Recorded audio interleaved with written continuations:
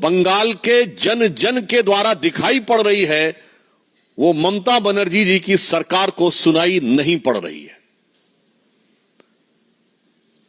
और इसके बाद जो मैंने पहले ही कहा, पुनः कह दूं, जांच को भटकाने, आरोपी को बचाने, सबूतों को मिटाने के बाद अब डॉक्टरों को धमकाने की एक नई रणनीति दिखाई पड़ रही है। आपने इससे पहले कोई ऐसा बंद नहीं देखा होगा कि जहां एक तरफ बंद का आह्वान किया जाए, दूसरी तरफ सत्ताधारी दल के नेता जाकर दुकानों को खुलवाने का प्रयास करें, फिर इसके बाद मुख्यमंत्री आकर प्रेस को संबोधित करें और आप उनके शब्दों को गौर करिए। वो क्या कह रही हैं? मैं नहीं चाहती कि एफआईआर हो, हम एफआईआर नहीं करना चाहते ताकि कैरियर ना बर्बाद हो, पासपोर्ट और वीजा मिलने में समस्या ना हो। मुझे लगता है कि देश की प्रबुद्ध जनता और पश्चिम बंगाल, जहां की प्रबुद्धता कई शताब्दियों से बहुत प्रसिद्ध है, वो इसका अर्थ, भाव और अभिव्यक्ति न समझ पा रहे हो, ऐसा संभव नहीं है। भारतीय जनता पार्टी स्पष्ट रूप से कहना चाहती है कि शब्दों के हेरफेर के साथ ममता बनर्जी जी ने सीधे डॉक्टरों को धमकाने का काम किया है और एक प्रकार से उनके कैरियर के ऊपर प्रश्न चिन्ह लगाने का काम शब्दों के मायाजाल के अंदर किया है, ताकि प्रत्यक्ष में जो दिख रहा है ठीक वैसे ही जैसे सरकार का मुखौटा कुछ और दिख रहा है पश्चिम बंगाल में और मुख कुछ और दिख रहा है, उसी प्रकार से इस प्रेस कॉन्फ्रेंस में शब्द कुछ है और भाव क्या है ये सबको समझ में आ रहा है। और इतना ही नहीं, इसके उपरांत उनका यह कहना, जो मुझे लगता है कि एक प्रकार से पश्चिम बंगाल सरकार की बहुत दुखद और खिसियाहट की भी अभिव्यक्ति है, यह कहना कि चुनाव करवा लो। मैं पश्चिम बंगाल की मुख्यमंत्री ममता जी से कहना चाहता हूं, महोदया, इस पीड़िता के साथ न्याय का विषय चुनाव का विषय नहीं है। यह सबूतों के आधार पर कानून की अदालत में साबित होकर दोषियों को सजा दिलाने का विषय है। यह न्याय का विषय है, चुनाव का विषय नहीं है। जिसकी सत्ता होगी न्याय उसी के पक्ष में होगा। यह सोच संविधान के लिए सबसे खतरनाक सोच है और मैं कहना चाहता हूं, संविधान खतरे में कैसे हो सकता है, इसकी आपको वानगी देखनी है तो पश्चिम बंगाल में देख लीजिए, जहां का मंत्री कहता है कि जो उंगली उठेगी मुख्यमंत्री जी के खिलाफ वो तोड़ दी जाएगी, मिस्टर गुहा। जहां का सांसद कहता है कि ये लोग जो भी कार्य कर रहे हैं इनको अंजाम भुगतना पड़ेगा, अरूप चक्रवर्ती। और जहां की मुख्यमंत्री कहती हैं कि मैं नहीं चाहती कि एफआईआर हो, मैं नहीं चाहती कि कैरियर खराब हो। और आप कल्पना करिए, यदि ख्वाबों ख्यालों में इनकी केंद्र में सत्ता होती तो उंगली तोड़ दी गई होती, अंजाम भुगतवा दिया गया होता और कैरियर बर्बाद कर दिया गया होता। इसमें किसी प्रकार का कोई संशय नहीं है।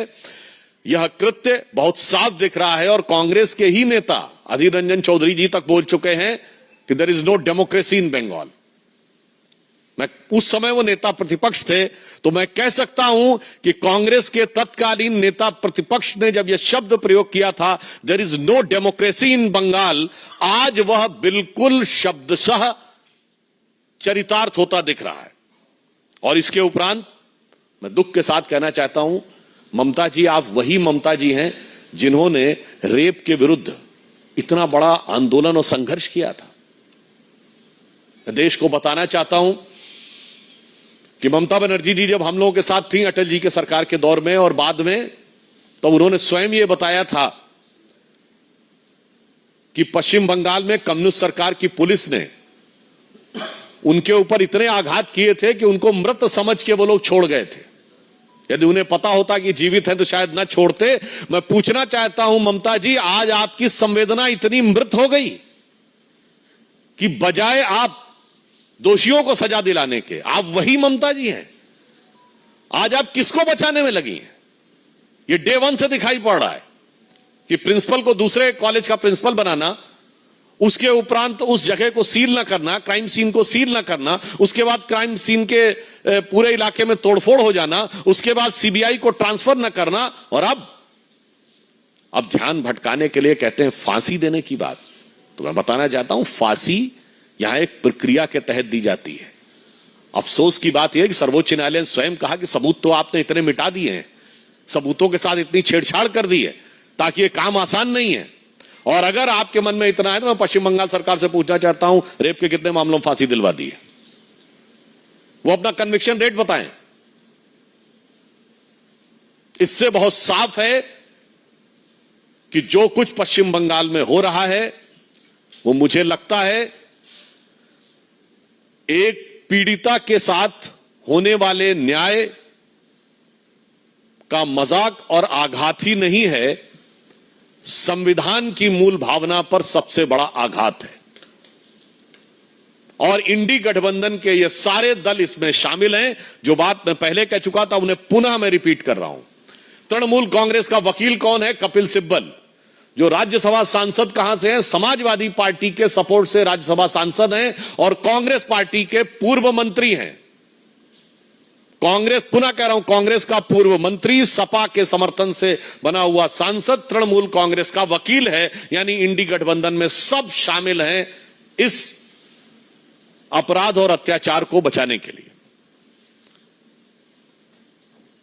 इसके अतिरिक्त मैं यह भी कहना चाहता हूं कि ममता जी जो कह रही हैं कि भारतीय जनता पार्टी का जो बंद है, जो हमारे कार्यकर्ता आज लाठी डंडे सह रहे हैं, हिंसा सह रहे हैं, वो हिंसा के लिए है।